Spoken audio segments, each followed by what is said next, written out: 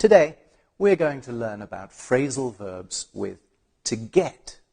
Let's start by revising the three forms of the verb to get: the present, past simple, and past participle. Get, got, got. Now remember that in Unit 119, you were introduced to the verb to get and learned that its most common meaning is to obtain. For example, how did she get her job? In this unit, we will look at phrasal verbs with get with the prepositions to, in, out, on, and off. So, we'll learn about the phrasal verbs to get in, to get out, to get on, to get off. Remember that when a verb is followed by a preposition, its meaning changes. Let's start with the phrasal verb to get to. One of the main meanings of the phrasal verb to get to is to arrive. Look at these examples. I usually get to work at about 8:30. We got to London before dinner. How can I get to the museum from here? Mary didn't get home till 2 o'clock last night. Now, look at that last sentence again. Mary didn't get home till 2 o'clock last night. We always say to get home without the preposition to. It is an exception. Okay, so let's look at two interesting pairs of phrasal verbs. Get on, get off, and get in, get out. We use the phrasal verbs to get on and to get off when we're talking about public transport, such as trains, buses, planes, and ships. But for cars and taxis and other smaller enclosed vehicles, we use to get in and to get out. Look at these examples. We got on the bus at Piccadilly Circus. Excuse me, are you getting off at the next stop? They got in a taxi and went to the airport. When they got out of the taxi, it started to rain. Finally, let's look at more examples of phrasal verbs with to get. We got home yesterday at midnight. What time will the plane get to London? How do I get to your house? We didn't get on the bus because it was full. Where do I get off for the museum? Get in the car and wait for me there. They were getting out of the taxi when it happened. Well, in this class, you have revised the grammar in Unit 120 of our complete course and learned about phrasal verbs with to get. Enjoy Unit 120 and meet Charlie and Wilfred. Find out all about Charlie's upcoming trip to Mexico. Today, we're going to learn how to use to be, to, in plans, orders, instructions, and destiny. Let's begin by learning how to use to be, to, in plans. The structure be plus infinitive is often used to talk about plans which have been already made for the future. For example, the Queen is to visit Canada. Notice that we use the structure be plus infinitive as a shortened form of the future going to. Therefore, the complete form of this sentence would be, the Queen is going to visit Canada. We commonly use the shortened form with newspaper headlines. For example, the leaders are going to meet in Geneva would become, the leaders are to meet in Geneva. The dynamic trio are going to reform would become, the dynamic trio are to reform. TV7 is going to begin broadcasting in May would become, TV7 is to begin broadcasting in May. Marks & Spencer is going to open 5 new stores would become, Marks and Spencer is to open 5 new stores. Simple, right? But wait. Look at these newspaper headlines. Queen to visit Canada. Leaders to meet in Geneva.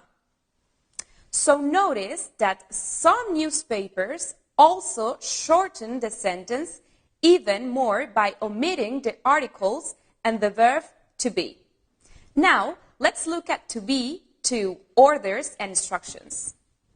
The shortened form of going to, that is the structure be plus infinitive, can also be used when given orders and instructions. Let's begin with giving instructions. For example, nobody is to leave the room. They are not to be opened until Christmas Day. It is to be treated in the strictest confidence.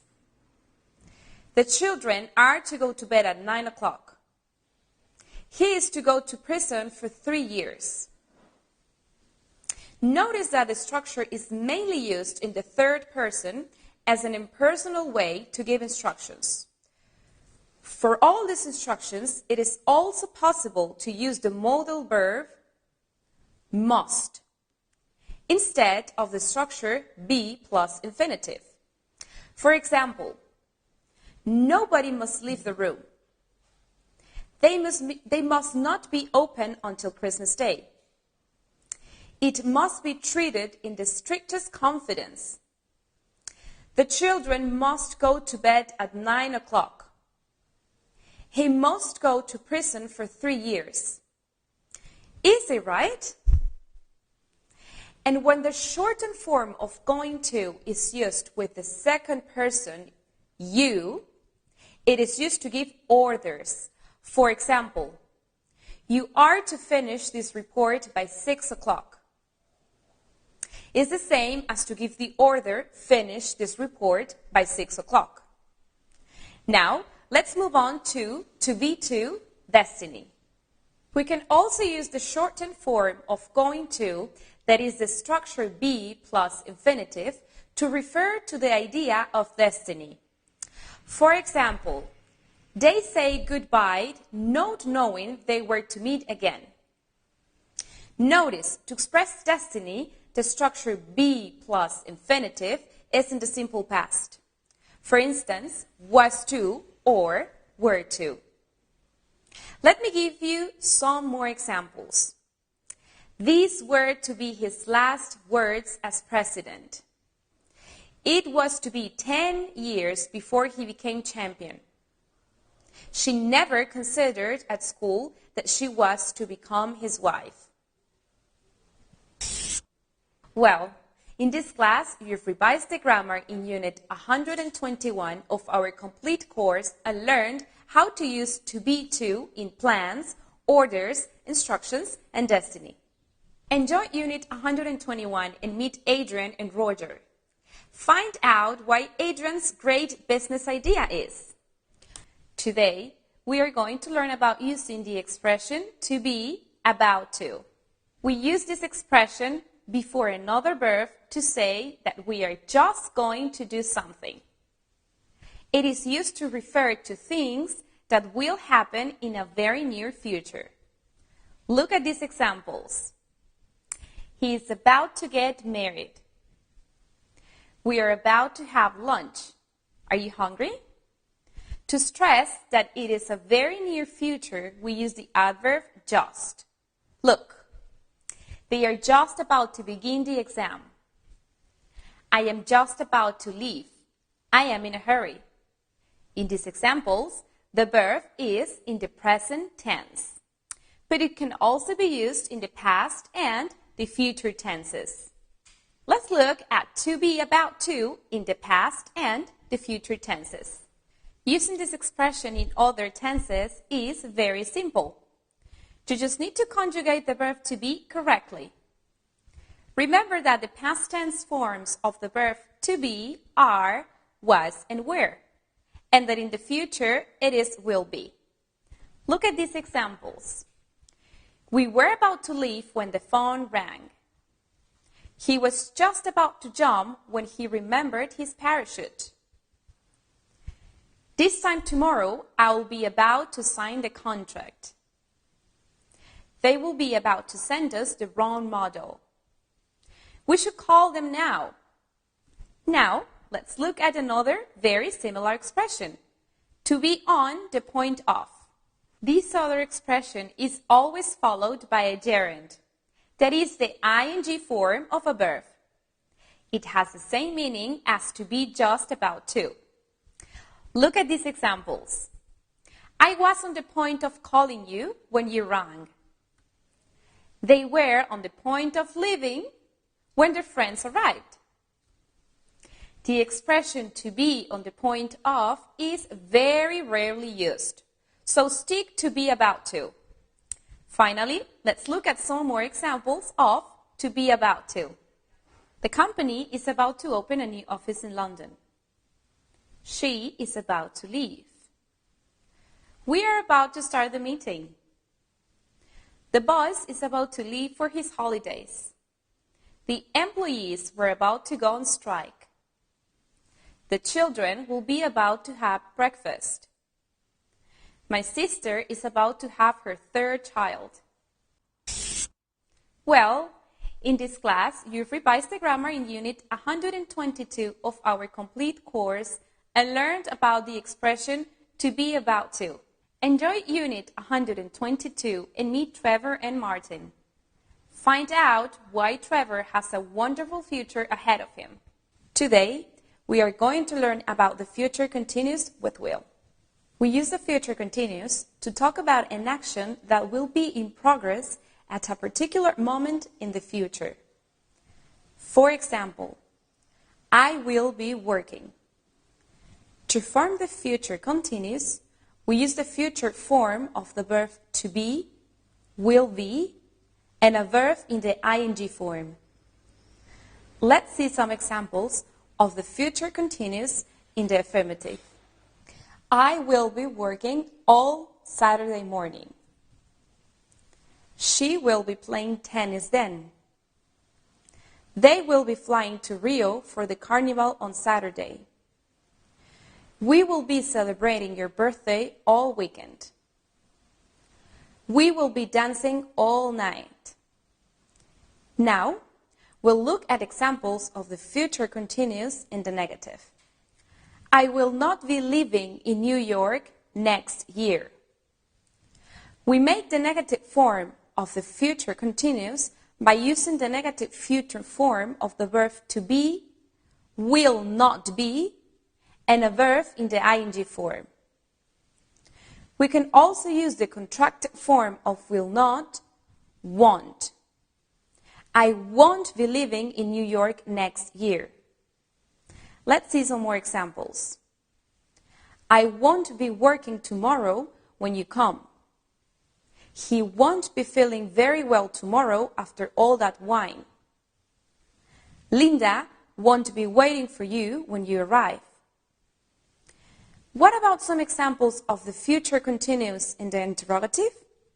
We form questions in the future continuous by putting the auxiliary will before the subject. Look at these examples. Will you be working in August this year? Will you be staying in the Bahamas all summer? Will you be traveling the whole year? Will Ken be living in your house this summer? Now, we'll finish by looking at short answers in the future continuous with will. To make short answers to questions in the future continuous, we need to use the modal verb will or its negative form want. Look at these examples. Will your ex be coming to visit us every week? No, he won't. Will they be playing cards all night? Yes, they will. Well, in this class, you've revised the grammar in Unit 123 of our complete course and learned about the future continuous with will. Enjoy Unit 123 and meet Anne and George. Find out all about Anne's plan to learn German in 3 months. Today, we're going to learn about there is and there are in the future. In Unit 28, we saw how to use there is and there are in the singular and the plural to say that something exists in the present. In Unit 64, we saw there was and there were in the singular and the plural to say that something existed in the past. Now, we will learn about there will be for both the singular and the plural to say that something will exist in the future. Look at these examples in the affirmative. There will be a meeting on Monday. There will be a party for Jane on Saturday. There will be 30 people at the party. There will be a lot of cars parked in the street. Now, let's look at there will be in the negative. In the negative, we use will plus not, which with contraction becomes won't in all persons. Look at these examples. There won't be a meeting on Monday. There won't be any time for the party. There won't be many people at work. There won't be any problems. There is another kind of negative sentence.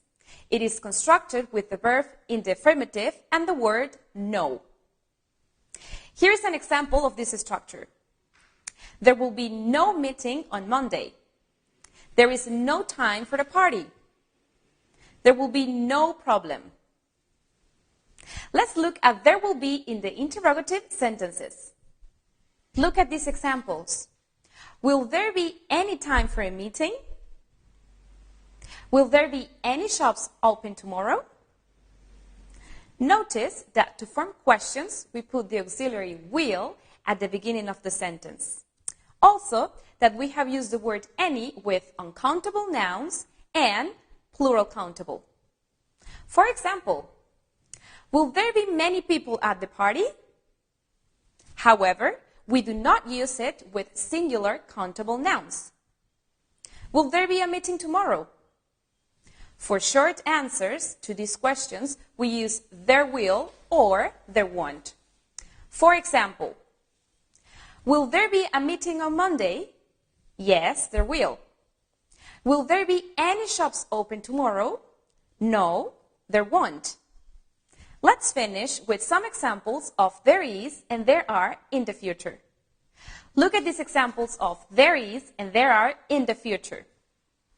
There won't be anything to eat at the party. Will there be many people? Will there be any guests? There will be a few journalists. But won't there be any food? There will only be drinks. There will be a lot of complaints. Well, in this class, you've revised the grammar in Unit 124 of our complete course and learned about there is and there are in the future. Enjoy Unit 124 and meet Tracy and Paula. Find out how they're going to prepare a great opening exhibition for the famous artist Máximo Troncale. Today, we're going to learn how to use the future of can. As you know, we use can to express possibility or ability in the present. It is a modal verb. Therefore, we cannot use it with the auxiliary will. So, we express possibility or ability in the future with the verb to be able to. For example, I will be able to. It's not complicated at all. Let's look at examples of will be able to express possibility. Look at these two examples. He will be able to do the shopping for you when he comes home. They will be able to take the car if it's raining because I don't need it. Note that it is the same for all the persons and that we can also use the contracted form of will. For example, I'll, you'll, will. Here are some more examples. I'll be able to do it tomorrow. You'll be able to buy a new car in some months. He'll be able to repair the bicycle. She'll be able to lose weight if she wants. We'll be able to drive you to the station. You'll be able to visit the museum. They'll be able to write some letters tonight. Also, remember that we use the future with will in conditional sentences. Look at this example. If I can save £500, I'll be able to buy a new computer. Now, let's look at examples of will be able to express ability. Here are some examples. You will be able to swim very well if you practice every weekend. She will be able to type very fast when she finishes her course. They will be able to drive after they have done their military service. And with the contracted form, I'll be able to speak English soon. You'll be able to understand him if you try. He'll be able to cook if he takes lessons. She'll be able to help you. We'll be able to do the exercise properly. You'll be able to read faster if you practice. They'll be able to find out the truth. Now, let's move on. Let's look at will be able to in the negative form. Using the negative form of will is very simple. Just remember that in negative sentences, the auxiliary verb will becomes won't. For example, I won't be able to do it tomorrow unless you help me. They won't be able to speak English if they don't study. He won't be able to help you. We won't be able to go on holiday this year. Let me show you another way to form the negative. I'll never be able to use this program. That's easy enough, isn't it? Let's look at will be able to in the interrogative and short answers. In questions, the auxiliary will goes before the subject. For example, will she be able to do it tomorrow? Will you be able to speak English before the summer? Will they be able to find us without phoning?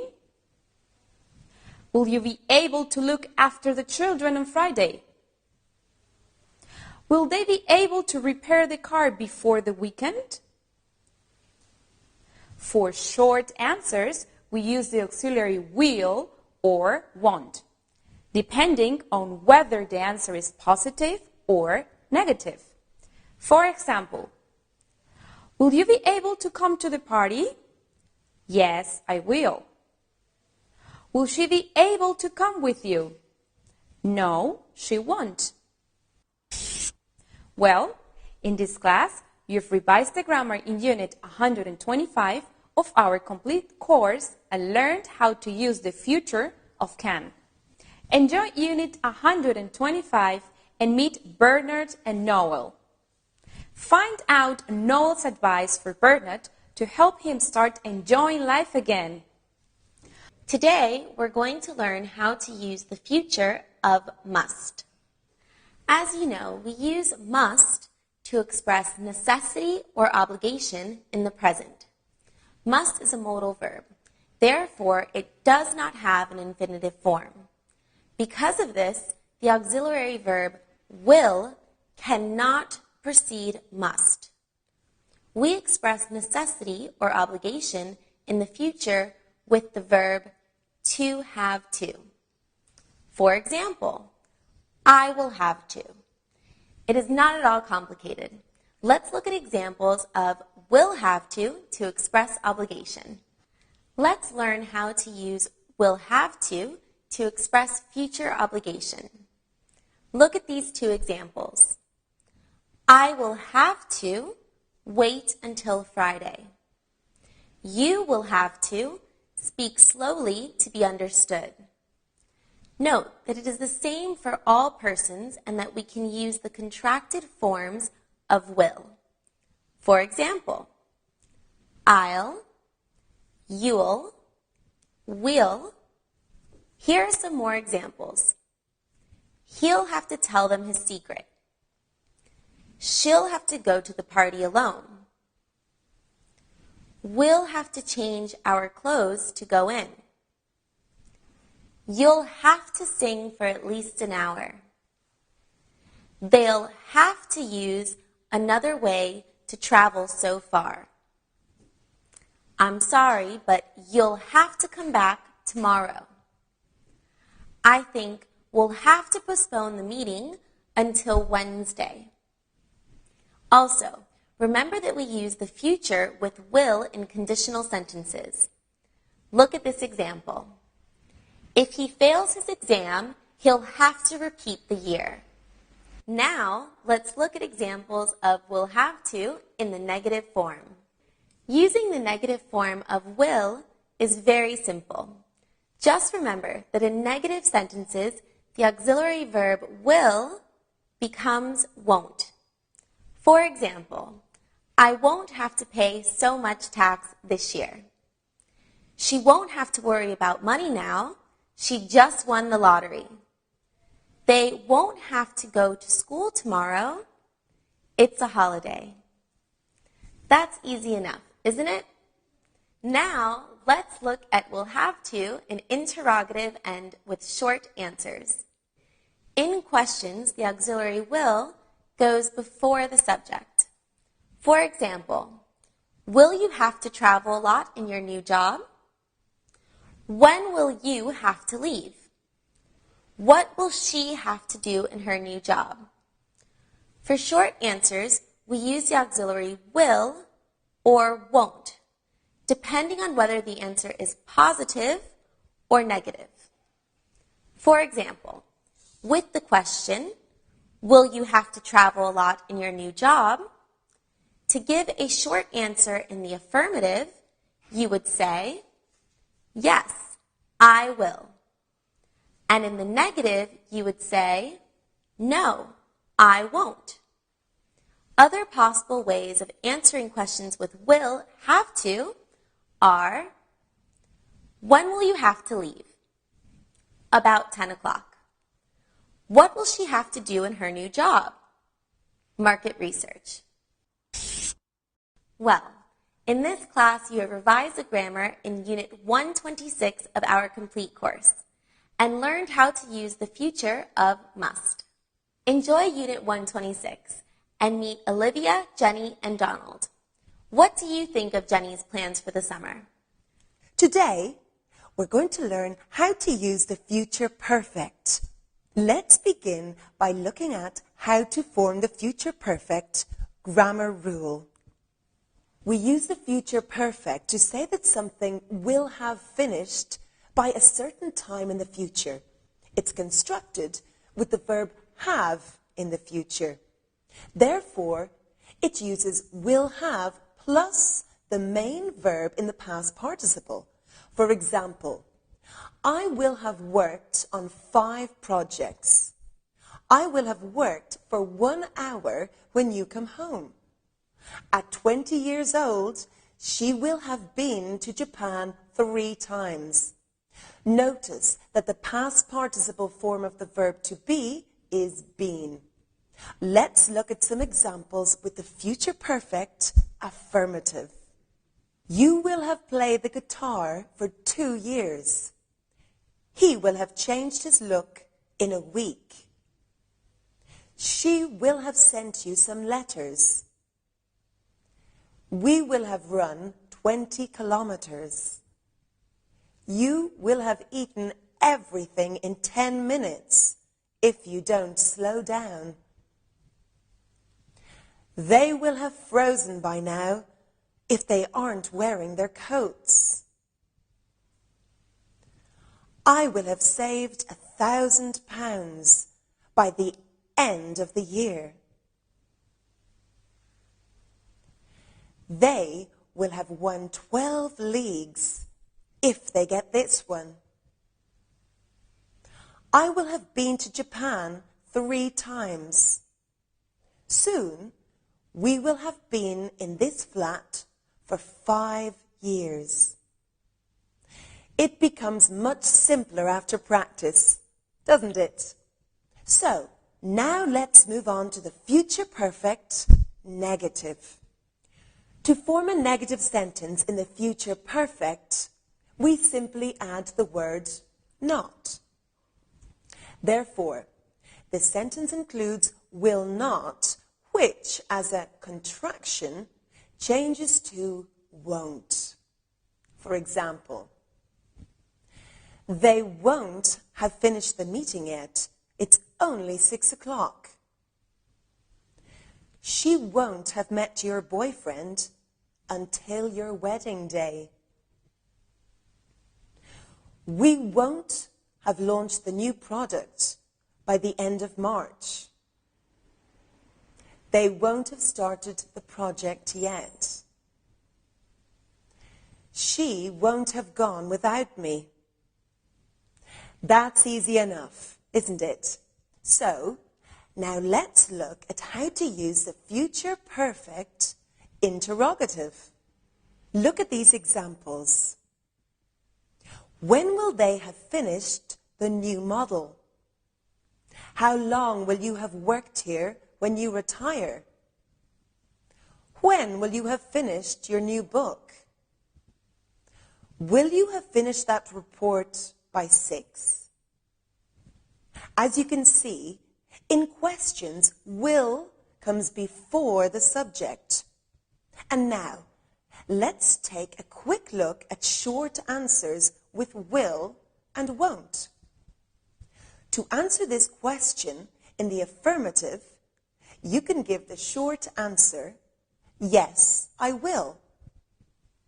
Let's see another question and learn how to answer with a short answer in the negative.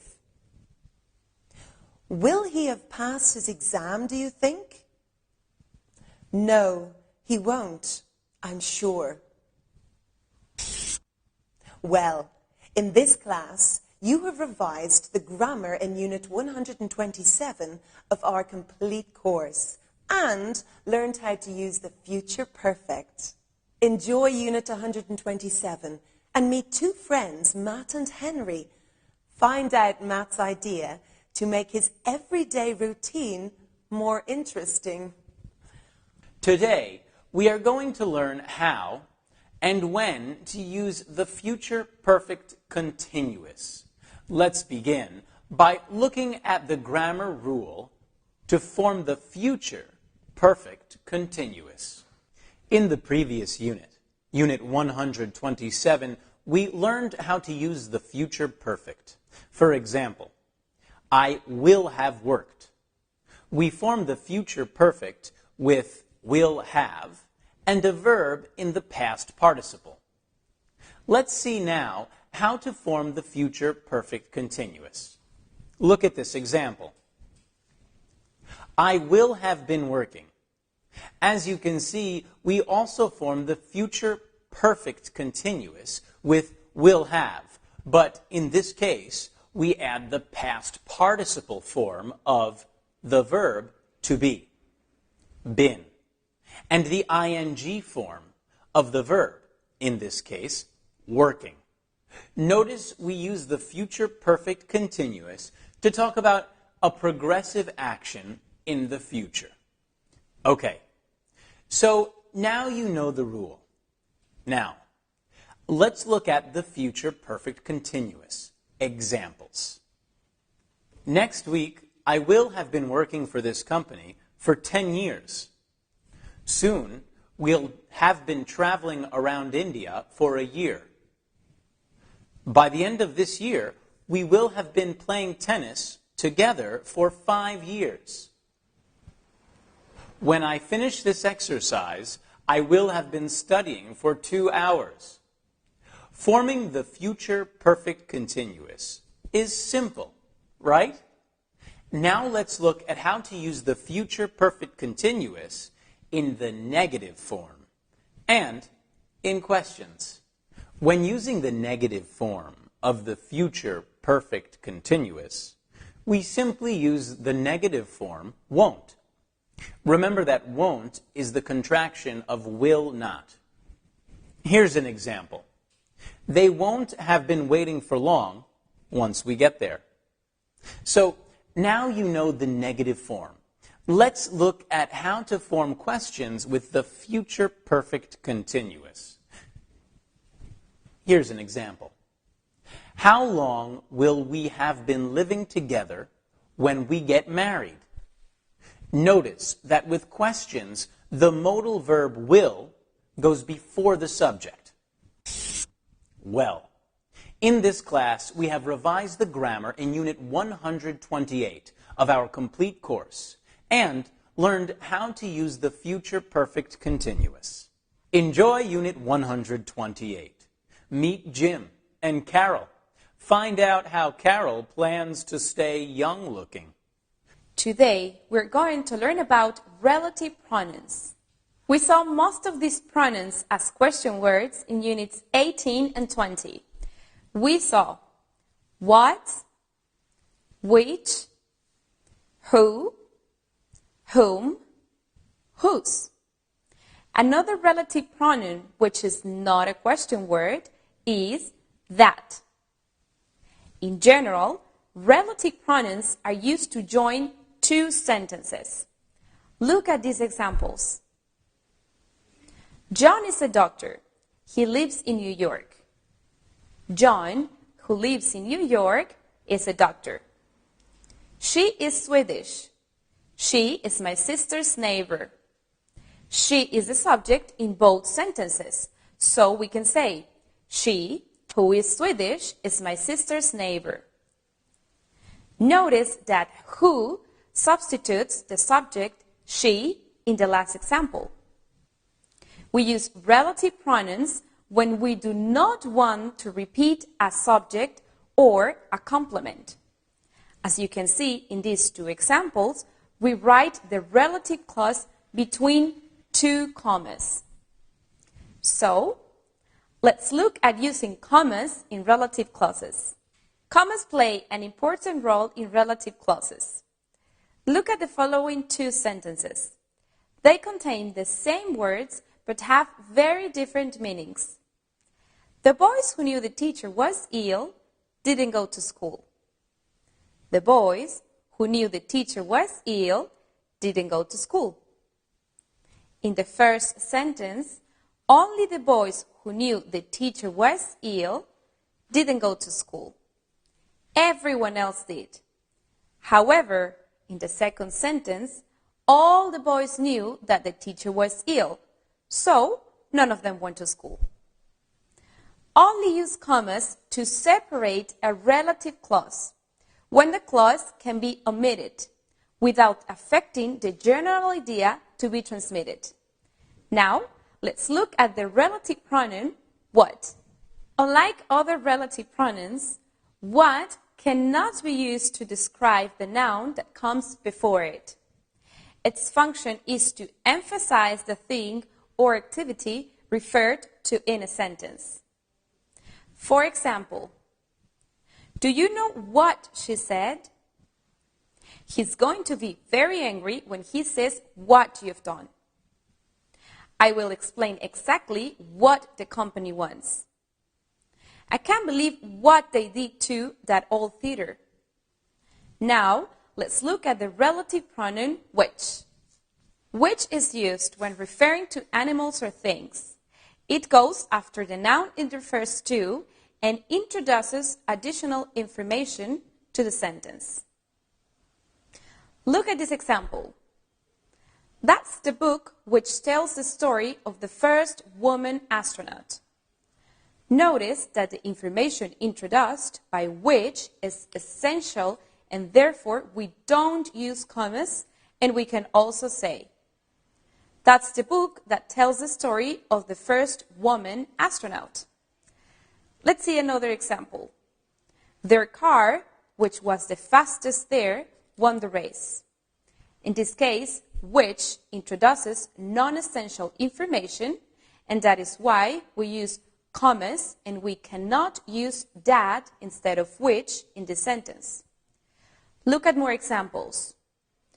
Peter's car, which he rented in London, broke down after 10 miles. My aunt's cat, which is called Pussy, is very beautiful. The door which leads to the street is locked. I saw a film on Friday that you will like. Here is a useful tip.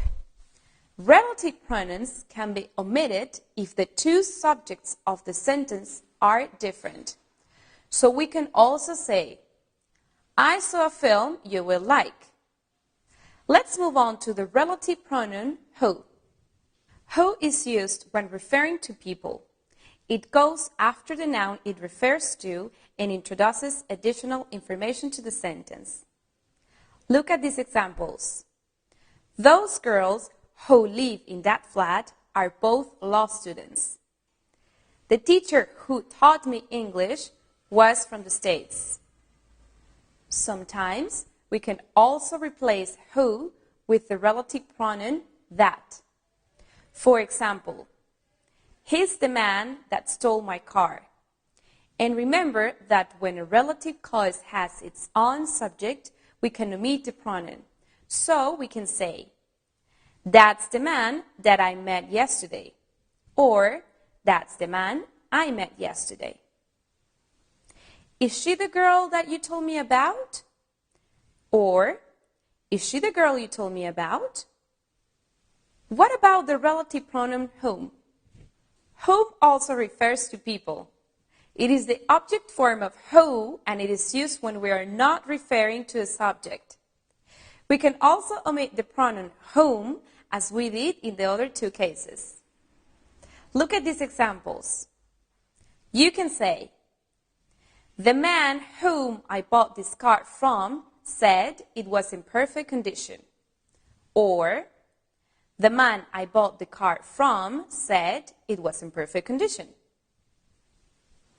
Mary is the girl whom you spoke to at the party. Or, Mary is the girl you spoke to at the party. Finally, we'll look at the relative pronoun whose. Whose is the possessive form of who and which. Look at these examples. This is John, whose wife works at the university. I'm helping the lady whose husband is ill. The boy whose mother is a doctor wants to study medicine. There are 5 men whose jobs are in danger. Well, in this class, you've revised the grammar in Unit 129 of our complete course and learned about relative pronouns. Enjoy Unit 129 and meet Ashley and Jessica. Find out why Jessica thought Ashley was a doctor. Today, we are going to learn how and when to use reflexive pronouns. Reflexive pronouns are not used very often in English. We use them when the same person is both the subject and the object of the action. For example, look after yourself. The reflexive pronouns are myself, yourself, himself, herself, itself, ourselves, yourselves, themselves. Let's look at some examples with reflexive pronouns. Let's look at sample sentences that contain a reflexive pronoun. I caught myself shaving this morning. Look at yourself in the mirror. He enjoyed himself very much at the party. Did she pay for herself? Take care of yourselves. They blame themselves for the accident. Notice that in the last example, if we were to replace the reflexive pronoun themselves with the reciprocal pronoun each other, they blamed each other for the accident, the meaning of the sentence will change radically. Okay, now you know how to use reflexive pronouns. Remember that they are used when the same person is both the subject and the object of the action. However, they are not needed when the verb describes things that people usually do for themselves. Let's look at verbs that are not followed by reflexive pronouns. Look at these examples. I wash. I always wash after breakfast. I have a shower. I had a shower before I left. I take a bath. She was taking a bath when I phoned. You can also say, I have a bath. She was having a bath when I phoned. I get dressed. Tell the children to get dressed. I shave. My son was happy because he shaved for the first time yesterday. Notice that in these examples, we do not need to add the reflexive pronouns unless we want to emphasize the fact that we are doing something without help. Let's look at how to use emphatic pronouns. When reflexive pronouns are used to stress a particular noun, they are called emphatic pronouns. And they are used to stress that the subject has personally done an action. For example, she did it herself, or, expressed in a different way, she did it by herself. Look at a few more examples. I spoke to the managing director myself.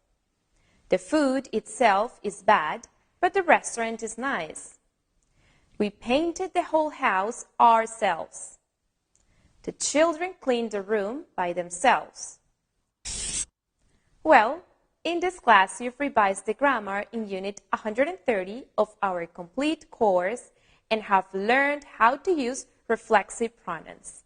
Enjoy Unit 130. Meet Brian, Marilyn, and Jack. Find out the secret to Jack and Marilyn's singing success. Today, we are going to start learning how to use the passive voice. Let's begin by learning how to use the passive voice versus the active voice. Let's compare how to use the passive voice and the active voice. For instance, the sentence, "The janitor opens the office at 6:30 uses the active voice. However, in the passive voice, the sentence becomes, "The office is opened at 6:30. Notice that the passive voice uses the verb to be plus the past participle of the verb. Also, when using the passive voice, the subject is generally omitted. Therefore, we use the passive voice when the things that happen are more important than the people that make them happen. Let's look at another example. The sentence, "We launch a new product every month," uses the active voice. However, in the passive voice, the sentence would be, "A new product is launched every month." As you can see, we have omitted the subject and we have used the verb to be plus the past participle of the verb. Remember that the past participle form of regular verbs ends in ed. For example, worked, danced, and it is the third column in an irregular verb list. For example, eaten, seen. Okay, so now you know the rule. Let's move on. Let's look at the passive voice in simple tenses. As I mentioned earlier, when we use the passive voice, we generally omit the subject. However, it is possible to put the subject at the end of the sentence when it is introduced by the word by. Let's see the previous examples again. Remember the sentence using both the active voice and the passive voice. Remember that in the active voice we say, "The janitor opens the office at 6:30. And in the passive voice, the office is opened at 6:30. Or, including the subject, the office is opened at 6:30 by the janitor. Let's see the other example. We launch a new product every month. A new product is launched every month by us. As you can see, both active voice sentences are in the simple present tense. Therefore, to form the passive voice, we use the simple present form of the verb to be and the past participle of the verb. Now, let's see some examples using the passive voice with the simple past tense. Sunflowers was painted by Van Gogh. Troops were sent to the area by the U.S. government. The new hospital was opened by the Queen. These sentences are in the simple past, so we use the verb to be in the simple past plus a past participle. So forming the passive voice is simple, right? Now, let's look at how to use the passive voice with modal verbs. When using the passive voice with modal verbs such as can, must, should, the modal verb goes before the verb to be. For example, tickets can be ordered by telephone. This medicine must be taken every 2 hours. Tire pressures should always be checked before a long journey.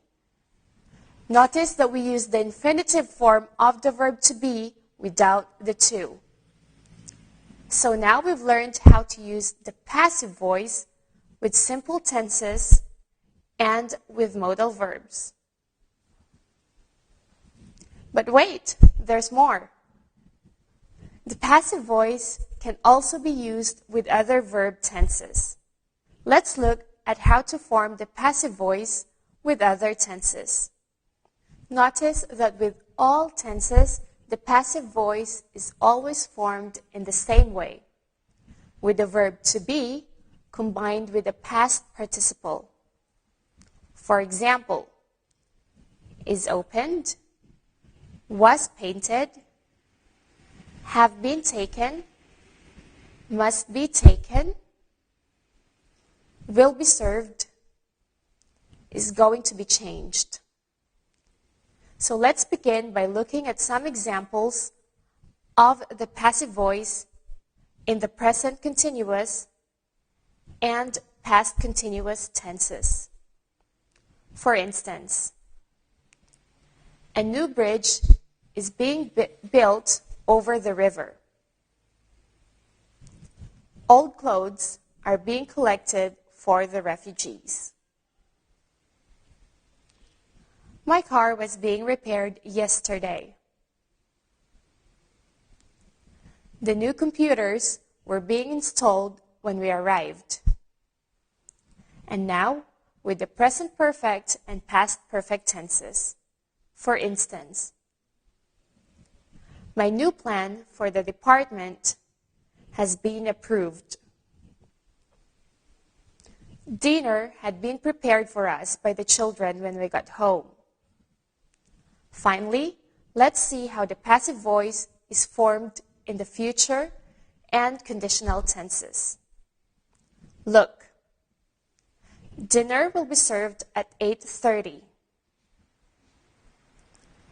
My telephone number is going to be changed. If the workers went on strike, they would be sacked. Well, in this class, you have revised the grammar in Unit 131 of our complete course and started learning about using the passive voice in English. Enjoy Unit 131 and meet the Mayor of New Rock and Howard, a TV presenter, in a primetime interview. Today, we're going to continue learning about using the passive voice. Let's begin by learning how to change the passive voice to active voice. Remember, in Unit 131, we learned how to change a sentence from active voice to passive voice. Well, now we're going to look at it the other way around and look at changing a sentence from the passive voice to the active. For example, the sentence, oil has been found in the North Sea, uses the passive voice. And the sentence, they have found oil in the North Sea, uses the active voice. So, to change a sentence from the passive to the active voice, we use the anonymous subject, they. For example, passive voice. A cure for cancer was discovered last week. Active voice. They discovered a cure for cancer last week. A lot of telegrams were sent to the Queen on her birthday. They sent a lot of telegrams to the Queen on her birthday. Millions of bottles of wine are produced in France every year. They produce millions of bottles of wine in France every year. Simple, isn't it? Now, the passive voice can also be used with the verb get in many different ways. Let's look at the passive voice with get. First case. The passive voice can be used with the verb to get, followed by a past participle. Remember the three forms of the verb to get. Get, got, got. For example, a lot of people get killed on the roads every year. Notice that when we use this structure, the passive voice with get, the past participle acts as an adjective. And we use it in several cases. Firstly, to refer to things that have happened by accident. For example, I am sorry, the dinner got burned while I was talking on the phone. How did this mirror get broken? Now, let's look at the passive voice with get. Second case.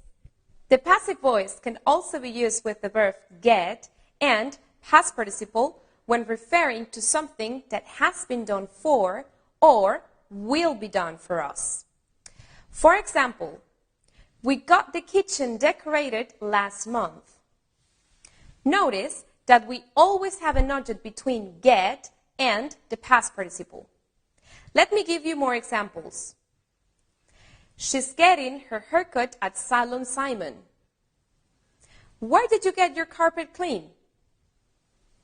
Will you get my car washed this afternoon, please? This use of get is more common in spoken English than in written English. In written English, this construction is commonly used with the verb to have, to refer to something that's happened to us or that has been done or will be done for us. For example, I'll have a telephone installed next week. He had his money stolen when he was on holiday last summer. Now, let's look at the passive voice with get, third case. Thirdly, we also use the verb to get plus past participle within other expressions, such as to get dressed, to get lost, to get married. Let's see some examples. I got dressed and went to work. Don't get lost. They will get married in June. Well, in this class, we have revised the grammar in Unit 132 of our complete course and learned more about using the passive voice. In your Unit 132 and meet Tim and Walter. Find out what big plans Walter has for opening his new cultural center. Today, we are going to learn about conditionals with the past. Let's start by revising 4 important conditional tenses. These conditional tenses are conditional simple, conditional continuous, conditional perfect, and conditional perfect continuous. I would dance. I would dance every day if you came. I would be dancing. I would be dancing now if you were here. I would have danced. I would have danced if you had come. I would have been dancing. I would have been dancing a lot if you had come. Notice that all these conditional tenses are formed with the modal verb would. So, before we move on, let's quickly revise the modal verb would. Remember that we use the modal verb will to form future tenses. To form conditional tenses, we use the modal verb would. For example, I work is in the present.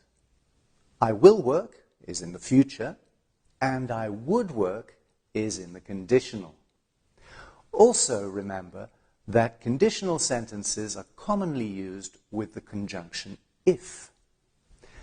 Now we're ready to look at the conditional with the simple past and would. In Unit 58, we saw conditional sentences with if plus present plus future with will. For example, if you come, I will dance. We use conditional sentences with the future to talk about the result of a possible action in the future. The important thing to remember about this conditional is that there is a real possibility that the condition will happen.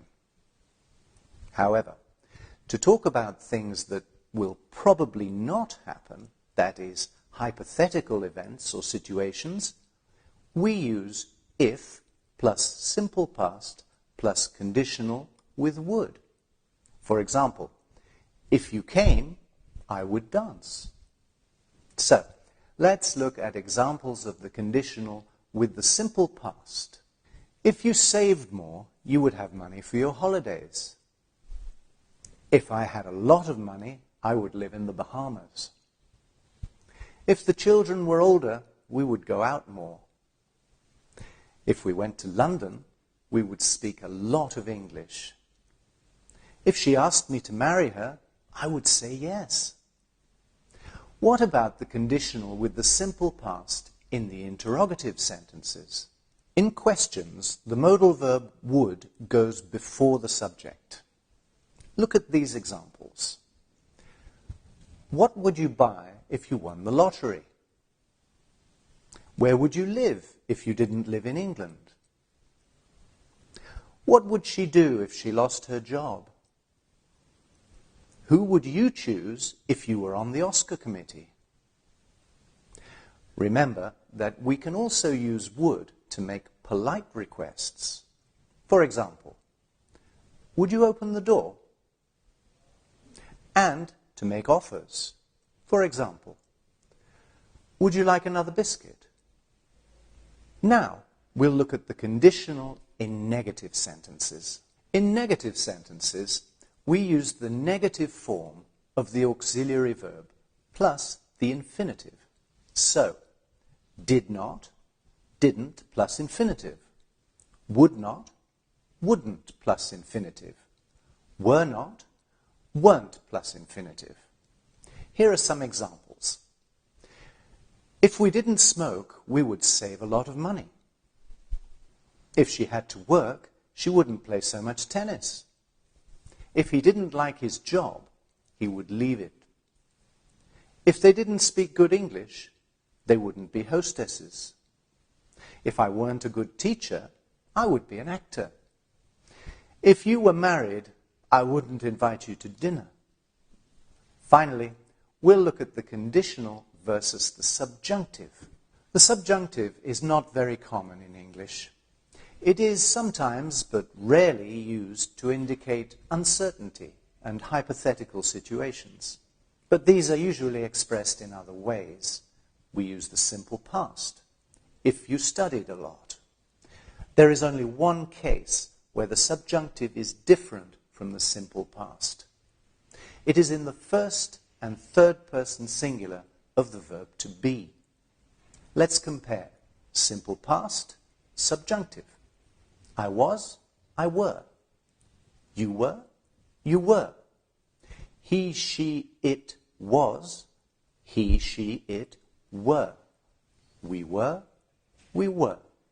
You were, you were. They were, they were. Well, in this class, you have revised the grammar in Unit 133 of our complete course and learned about the conditional with the simple past. Enjoy Unit 133 and meet Bobby and Fred. Find out how Fred makes money in his new job. We usually use the conjunction if in conditional sentences, but today we are going to learn about other conjunctions that can be used in conditional expressions. Let's start by looking at these other conjunctions. We already saw some of these other conjunctions in Unit 60, used in conditional sentences with will. Now, we will see them in conditional sentences with will and with two other modal verbs, would and could. So, these are the conjunctions we are going to look at today. Before, after, while, as soon as, until, unless, as long as, provided, in case, even if. Now let's start with conditional expressions with before, after, while, as soon as, and until. Here are some examples of the above expressions. They would never launch a new product before they tested the market. Will you take a holiday after you finish your exams? I would look after the house while you were away. She will phone me as soon as she knows. I will stay here until you get back. As you can see, all these other conjunctions are related with time. Let's look at conditional expressions with unless, as long as, provided, in case, and even if. Look at the following examples carefully and notice that these other conjunctions are related to possibilities and conditions. He won't go unless she goes with him. We would offer a discount as long as they accepted delivery dates. We could change the design provided they paid the extra cost. I would take an umbrella in case it rained. He wouldn't stop working even if he retired. Let's finish with some more examples of these conditional expressions. I would take a sandwich in case you get hungry. If we let him, he would pay until he spent all the money. I wouldn't leave before the film finished. She wouldn't go back home unless her mother were ill. I wouldn't do it unless I had a good reason. Well, in this class, you have revised the grammar in Unit 134 of our complete course and learned about other conjunctions that can be used in conditional expressions. Enjoy Unit 134 and meet Jacob and Gregory. Why is Gregory suddenly working so hard? Today we are going to learn how and when to use conditional sentences with the simple past. Let's begin with how to use them in unreal situations.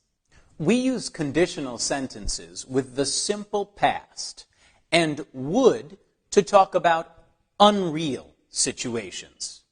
By unreal situations, I mean that they are hypothetical, not probable, or untrue at the moment of speaking.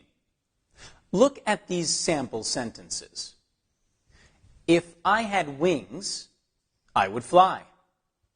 If we were Japanese, we would work far more hours.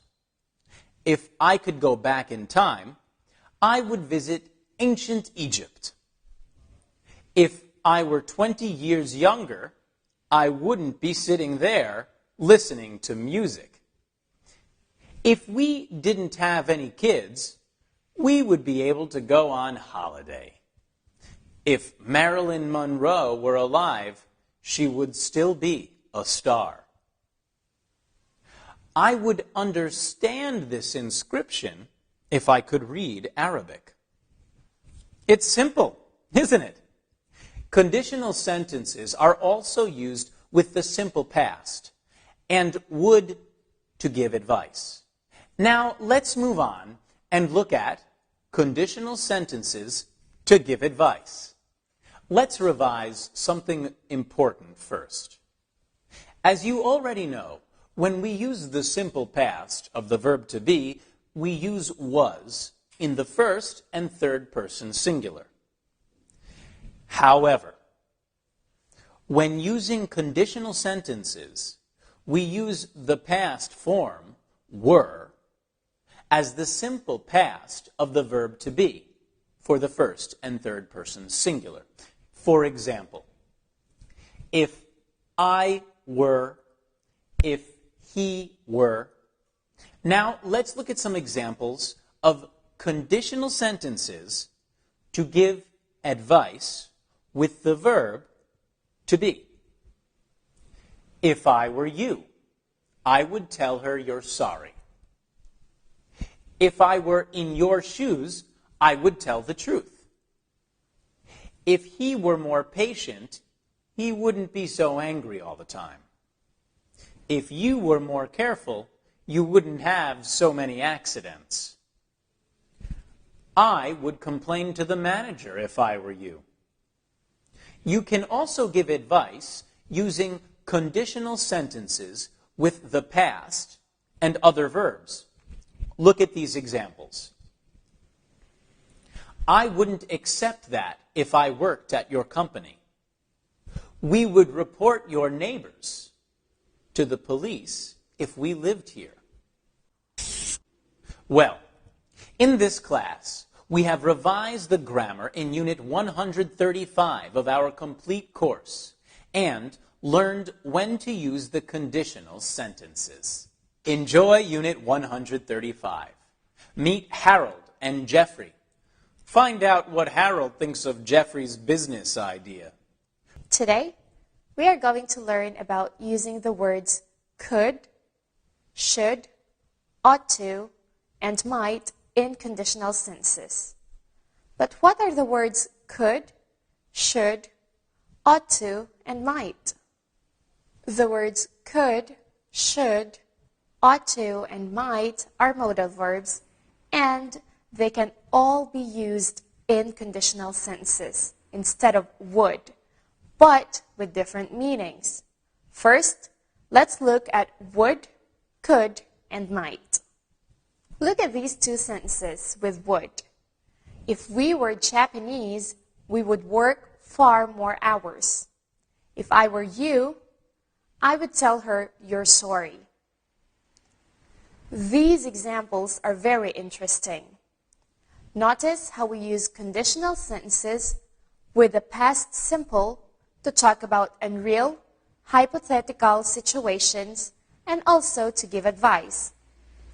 Also, notice how with this type of conditional sentences we usually use were with all the persons, although it is possible to use was with I, he, she, and it. Now, let's look at the second example again. If I were you, I would tell her you're sorry. Here, the word would implies conditional but definite potential. Now, look at this sentence. If you had the nerve, you could tell her you're sorry. Could implies possibility but not necessarily definite potential. What about this sentence? If you wanted to surprise her, you might tell her you're sorry. Here, might implies possibility, but with even less definite potential. Let's look at should and ought to. Should and ought to can also be used in a similar way to would in conditional sentences. Look at this sentence with should. If you were wrong, you should tell her you're sorry. The word should here is used to make a recommendation, and it usually indicates the opinion of the speaker. Ought to has the same meaning as should, but is more formal. Both are used to give advice. So now, let's look at some more examples of conditional sentences with could, should, ought to, and might. Here are some further examples of conditional sentences using these modal verbs. If you don't want to have an accident, you should drive more slowly. A formal way of saying this is, if you don't want to have an accident, you ought to drive more slowly. Let's continue with the examples. If I had a day off, I might go skiing. You could save money if you didn't smoke.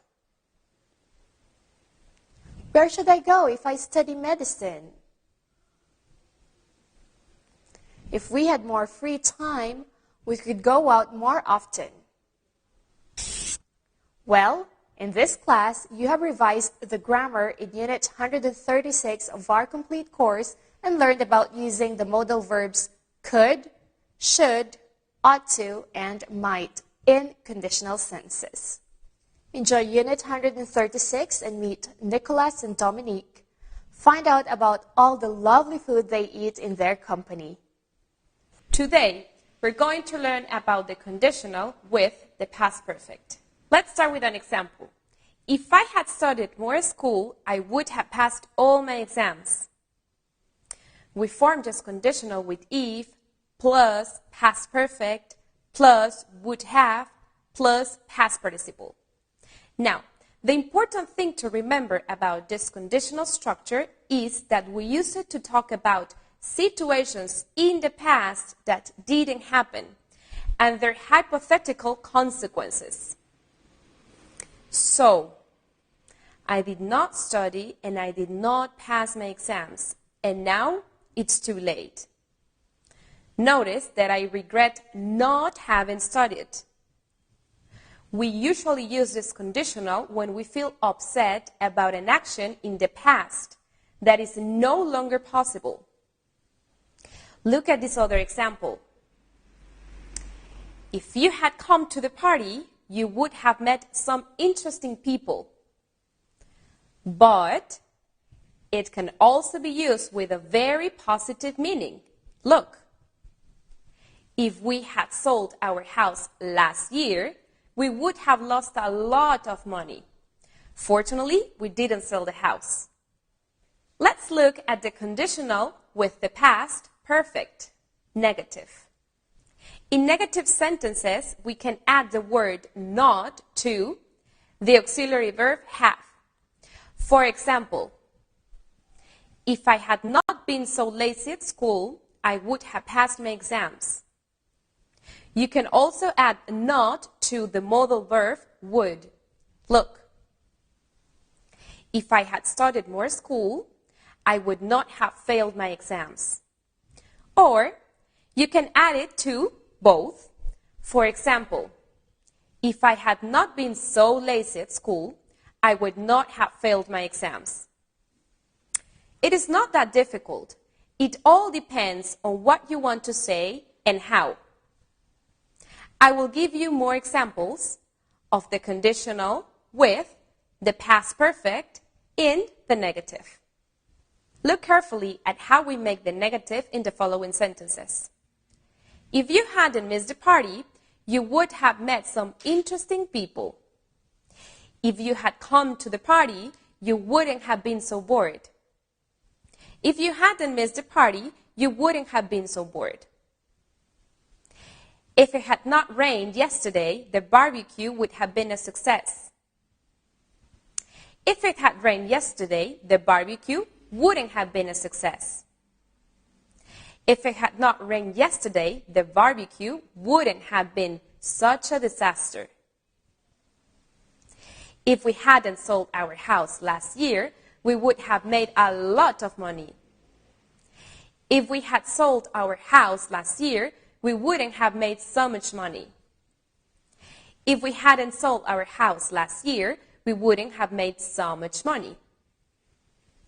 Now, let's look at the conditional with the past perfect interrogative.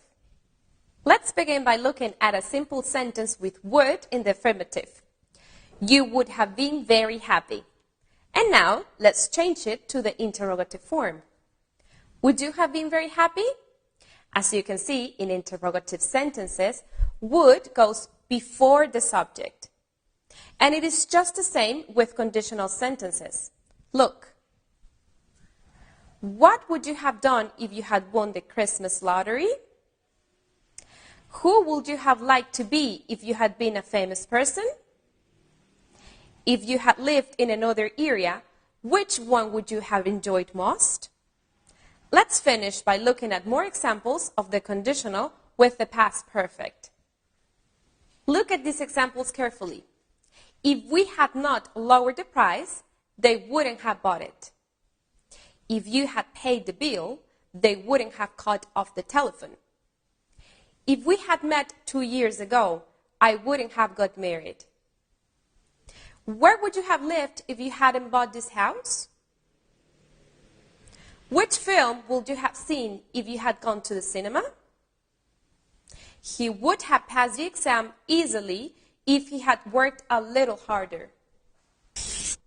Well, in this class, you've revised the grammar in Unit 137 of our complete course and learned about the conditional with the past perfect. Enjoy Unit 137 and meet Graham and Alistair. Find out why the company's financial situation is not at its best. Today, we are going to learn about could have, should have, and might have. Let's start with a quick revision of could, should, and might. In Unit 136, we learned about the modal verbs would, could, should, ought to, and might. And in Unit 137, we learned how to use would have with the past perfect. Remember that the words could, should, and might can be used in sentences in a similar way to the word would. However, they do have slightly different meanings, so we have to be careful to ensure we use them correctly. Now, let's take a closer look at the meanings of could have and might have. Could have and might have can be used in sentences in a similar way to would have, but they suggest different degrees of certainty or probability. Let's look at these examples so we can understand the differences better. If I had been you, I would have told her you were sorry. Here, would have implies intent and definite probability. Now, look at this sentence. If you had had the nerve, you could have told her what you really feel. Here, could have implies possibility but not necessarily complete certainty. And now, look at these examples. If it hadn't been raining, I might have gone for a walk. Might have is similar to could have because it also implies possibility, but with even less certainty. Now, let's take a closer look at the meaning and use of should have. Should have is also used to talk about things we are uncertain about having done and to suggest something that it would have been beneficial to do. Look at these examples. I should have worked harder at school, but I didn't. He should have married her when he had a chance, but he didn't. We should have bought that house when it was cheap, but we didn't. They should have invited her to the party, but they didn't. We should have left home earlier. I should have known it was a bad decision when everybody left. They should have driven the car before buying it. She should have read the instructions more carefully. Now, make sure you won't have to use could have, should have, or might have when it comes to learning English. Well, in this class, you have revised the grammar in Unit 138 of our complete course and learned about the uses and meanings of could have, should have, and might have. Enjoy Unit 138 and meet Oliver and Ken. Find out how Oliver went from being introverted and shy to being a great public speaker. Today, we are going to learn how to use mixed conditionals. You have learned a lot about conditionals throughout the course.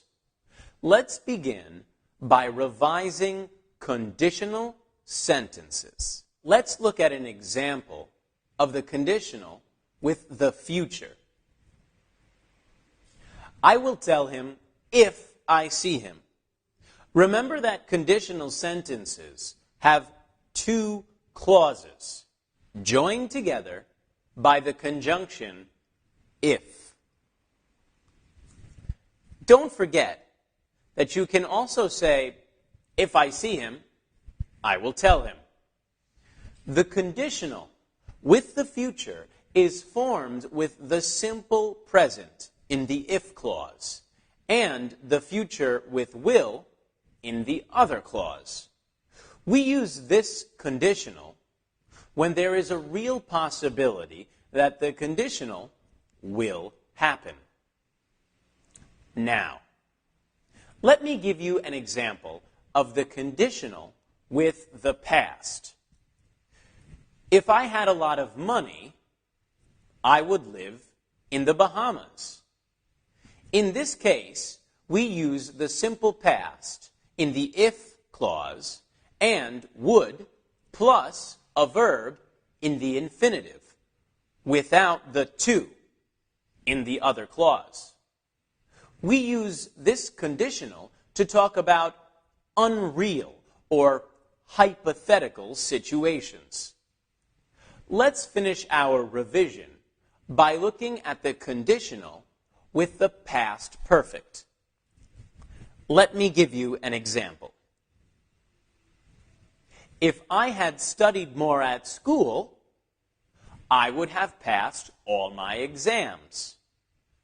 We form this conditional by using the past perfect in the if clause and would have plus a past participle in the other clause. We use this conditional to talk about situations in the past that didn't happen and their hypothetical consequences. Here you have the three main conditional forms. However, it is also possible for conditionals to be mixed. And that is what today's lesson is about. Mixed conditionals are those that combine tenses in different ways. However, they're most commonly used with the past perfect. Let's start by looking at mixed conditionals with the past perfect and would. We can form clauses with would in two simple forms, simple and continuous. Let's start by looking at examples of the conditional simple. If we hadn't agreed to go on this sailing holiday, you wouldn't be so sick. Where would you be now if you hadn't gone to university? Would you have so many children if you hadn't been brought up in an orphanage? Now, remember that you can also use other modal verbs instead of would. Look at this example. If you had come on time, you could be in New York by now. Also, remember to use contractions whenever possible in spoken language and say, if you'd come on time, you could be in New York by now. The apostrophe D in this case stands for had. Now, I will give you some examples of the conditional continuous. If I had married Jim, I would be living in Australia now. Remember that all continuous tenses are formed with the verb to be. In this case, would be, and a verb in the ing form.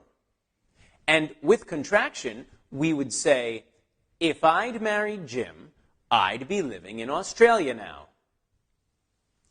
Notice that apostrophe D stands for had and also for would. Let's see two more examples. If they'd given me that mortgage, I'd be living in a penthouse now. If they hadn't spent so much money on the wedding, they wouldn't be renting their flat. Let's continue. Now, I will show you mixed conditionals with the past perfect and would have. Would have is a perfect form, and it can also be used in the continuous form. Let's see an example of the conditional perfect.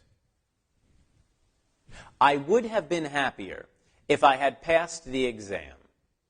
And now, some examples of the conditional perfect continuous. If it hadn't rained, I would have been watering my plants by now.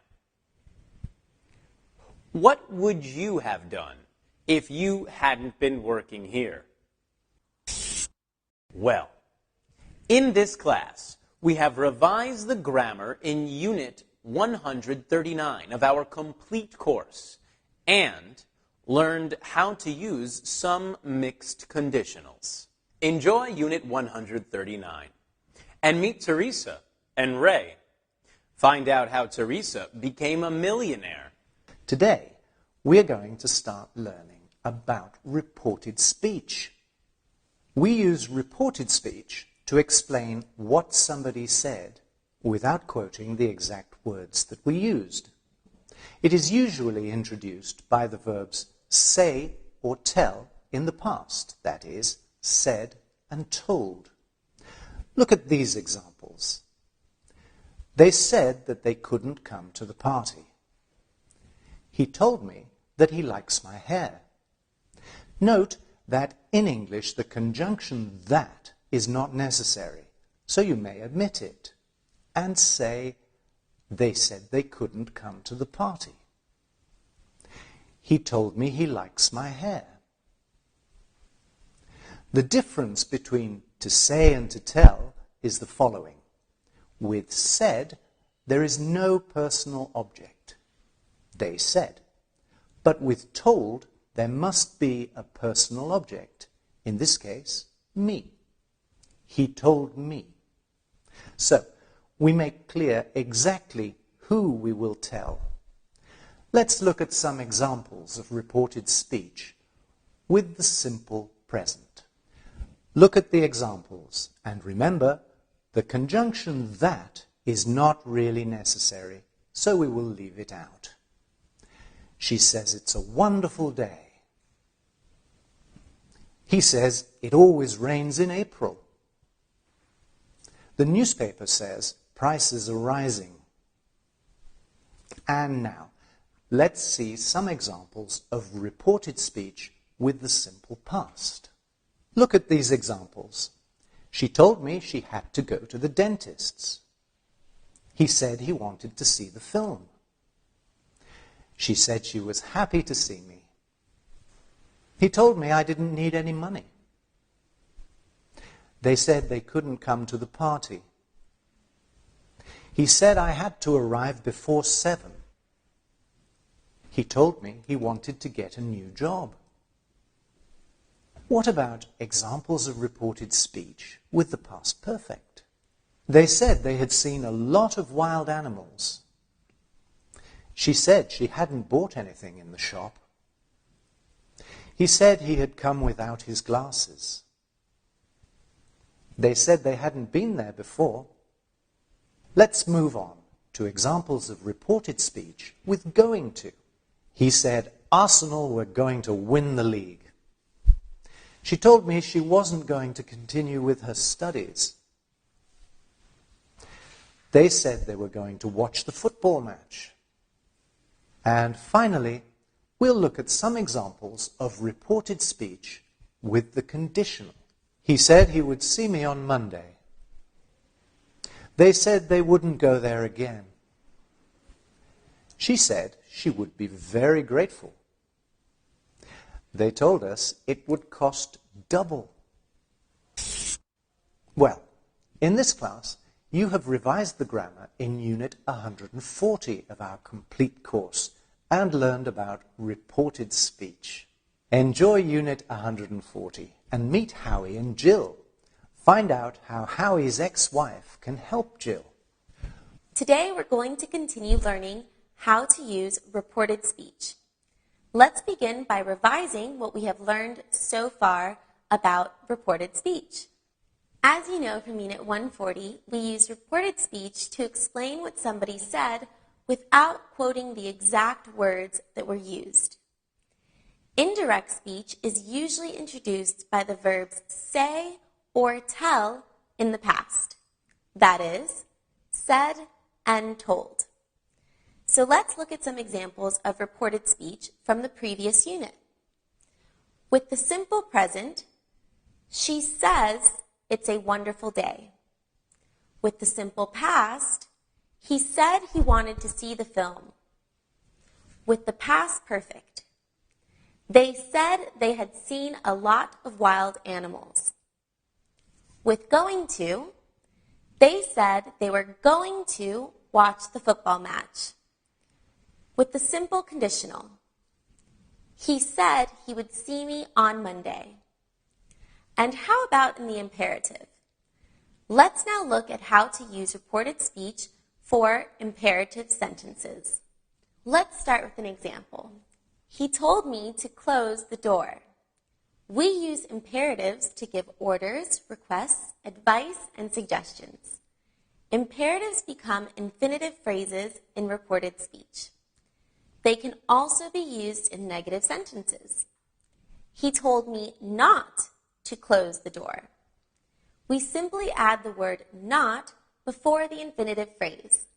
Here are some more examples. She asked me to open the window.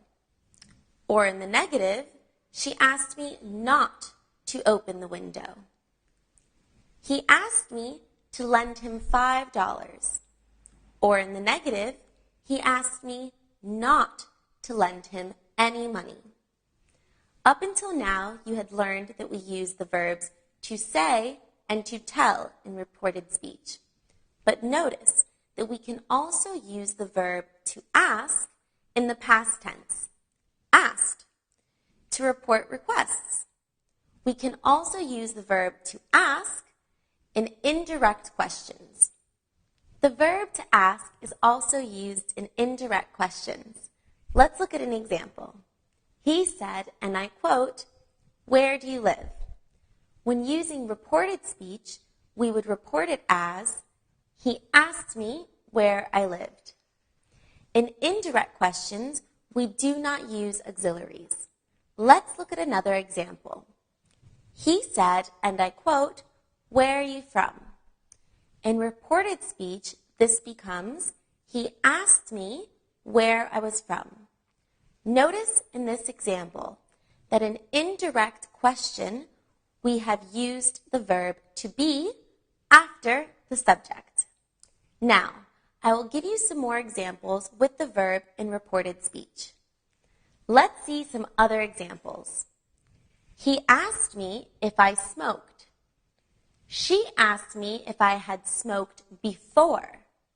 He asked me if I would smoke again. You know how to use reported speech with the verbs to say, to tell, and to ask. But there are many other verbs you can use in the same way. So, let's look at other verbs with reported speech. There are many, such as to admit. He admitted that he was wrong. To advise. He advised me to stay home. To be sure. He was sure he had forgotten the tickets. To claim. They claimed they were American. To explain. I explained to him that I had lost my passport. To mention. I mentioned I was getting married. To promise. I promised her that I would be careful. To reply. She replied that she was looking for a job. To state. The president stated he was satisfied. There are many more which you can find in the grammar section of this unit. Well, in this class, you have revised the grammar in Unit 141 of our complete course and learned a lot more about reported speech. Enjoy Unit 141 and meet Jessica and Alexander. What incentive are they planning for the company's top executives that reach their goals? Today, we are going to start learning about phrasal verbs. But what is a phrasal verb? A phrasal verb is the combination of a verb and a preposition, or an adverb. Sometimes you can have more than one preposition, or both an adverb and a preposition. The most important thing to remember about phrasal verbs is that combining a verb with a preposition or an adverb completely changes its meaning.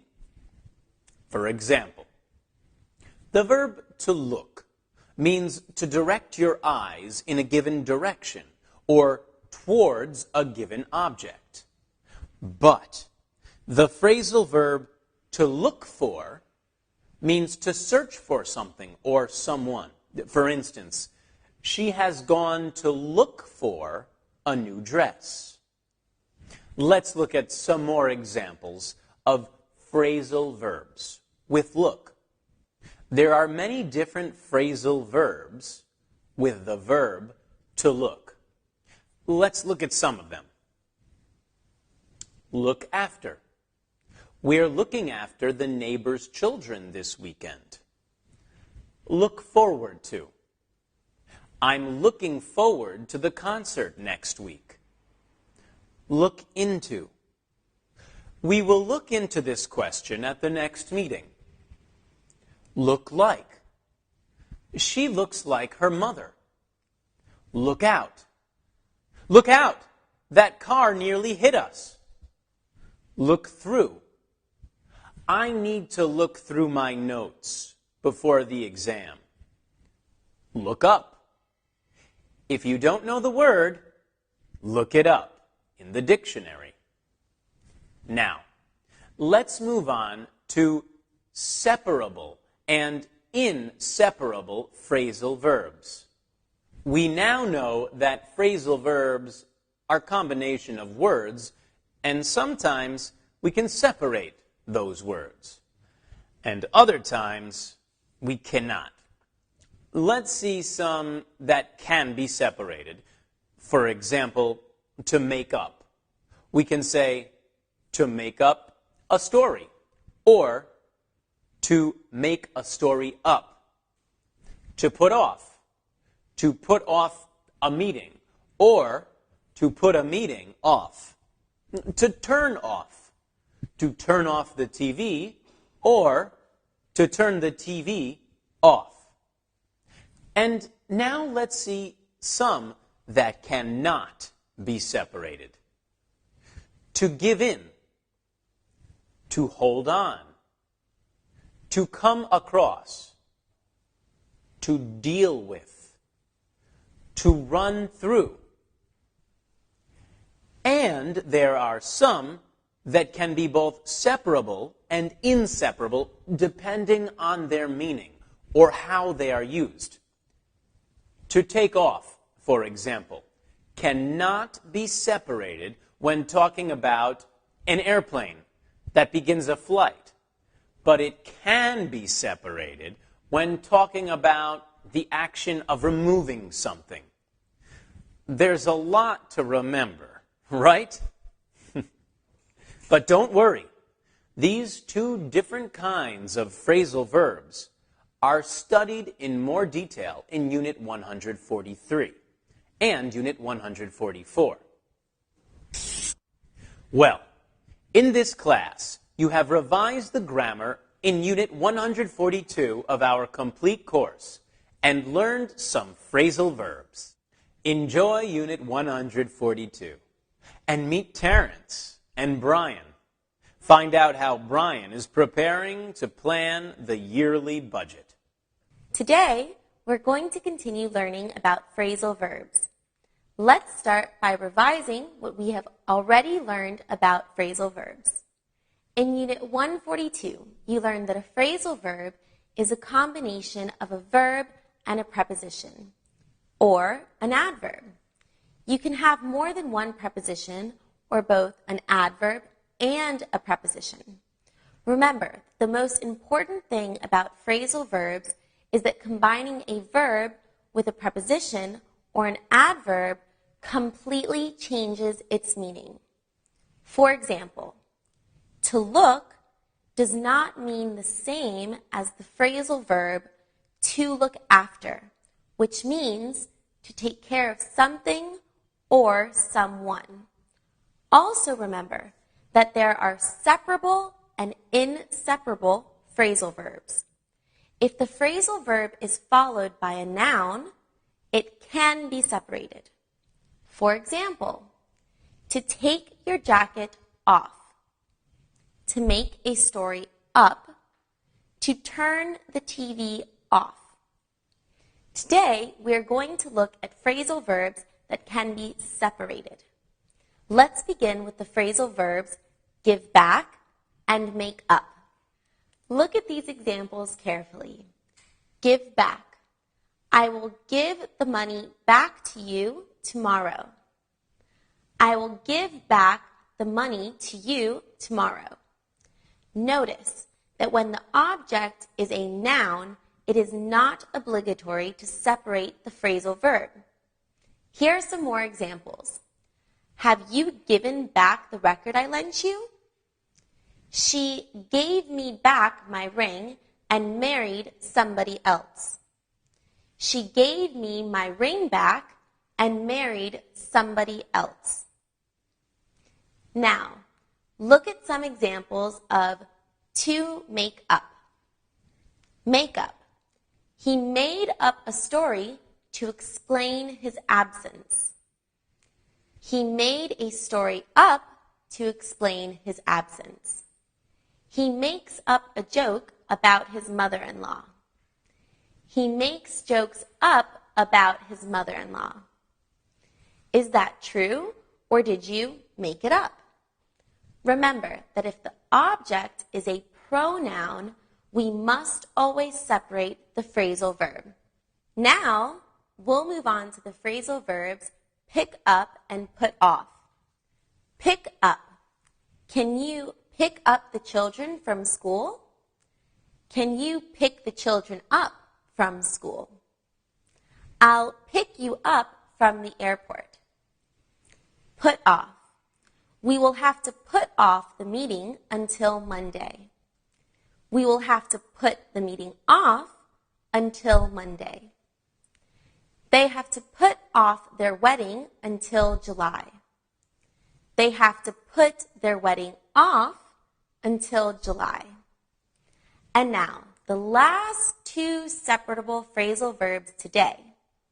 The phrasal verbs put on and turn off. Put on. Put a coat on, it's cold outside. Put on a coat, it's cold outside. We're putting on a film show for the children. We are putting a film show on for the children. Why don't you put on that black dress I like? Why don't you put that black dress I like on? Turn off. Turn off the television before you go to bed. Turn the television off before you go to bed. Do you want me to turn off the air conditioning? Do you want to turn the air conditioning off? Would you mind turning off the heating? Well, in this class, you have revised the grammar in Unit 143 of our complete course and learned about separable phrasal verbs. Enjoy Unit 143 and meet Laura and Julia. Find out how the two old friends finally combine their talents and work together. Today, we're going to continue learning how to use phrasal verbs. Let's begin by revising how to use separable phrasal verbs. In Unit 143, we looked at phrasal verbs that can be separated. For example, is it possible to separate the phrasal verb take off? Yes, it is. For instance, it is possible to say, take off your jacket, or take your jacket off. In the second sentence, the direct object separates the phrasal verb. Remember that if the object is a pronoun, the phrasal verb must be separated. Look, take it off. In this unit, we will focus on phrasal verbs that cannot be separated. Let's continue by looking at these inseparable phrasal verbs. Let's look at some examples with the phrasal verb hold on. Hold on a moment. I'm nearly ready. Please hold on. I'll see if he is here. If you hold on, I will take you in my car. As you can see, there is no direct object, so the two parts of the phrasal verb cannot be separated. Let's practice by looking at more examples with inseparable phrasal verbs. Stand for. What do the letters NATO stand for? Our company stands for excellence and service. The dove stands for peace and hope. Keep out. Keep out radioactive materials. Keep out of the house while I am cleaning. Keep out of the sun or you will get burnt. Go with. That tie doesn't go with that suit. Green never goes with red when you talk about fashion. Remember that phrasal verbs can be used in any tense. Let's look at inseparable phrasal verbs in different tenses. Break down. Sorry we're late. The car broke down on the way. The lift has broken down and we've had to use the stairs. The coffee machine is always breaking down. Go through. I need to go through my notes before the presentation. I went through all the drawers, but I couldn't find it. He went through the report 10 times, but he still didn't understand it. Come back. Can you bring me a newspaper when you come back? We came back last night to avoid the traffic. Come back safely. Take off. Our plane takes off at 11. We can't take off until the fog clears. I'm sorry your plane took off 10 minutes ago. Notice that in this case, take off has a different meaning to the meaning we looked at earlier. Wake up. He didn't wake up until 9 o'clock. I woke up late and missed the train. Be quiet, or the children will wake up. Look forward to. We are looking forward to our holidays in July. I'm not looking forward to my dentist appointment tomorrow. She always looks forward to Monday morning. Feel like. I don't feel like going to work today. Do you feel like a game of chess? We stopped in the park because the children felt like an ice cream. Well, in this class, you have revised the grammar in Unit 144 of our complete course and learned more about how to use phrasal verbs. Enjoy Unit 144 and meet Ernst and Gerald. Find out why Gerald is so optimistic about England joining the EU